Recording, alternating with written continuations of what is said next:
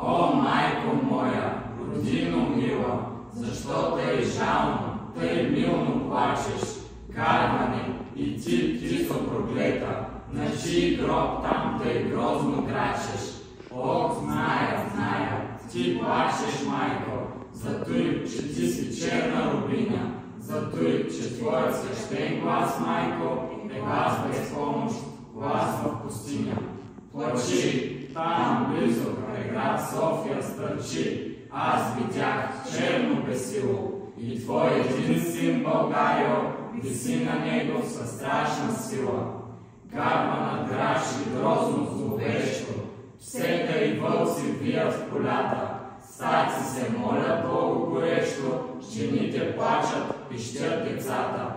Зимата пее своята зла песен, вихрове гонят тръни в полето, и студ, и мраз, и плач без надежда навяват на теб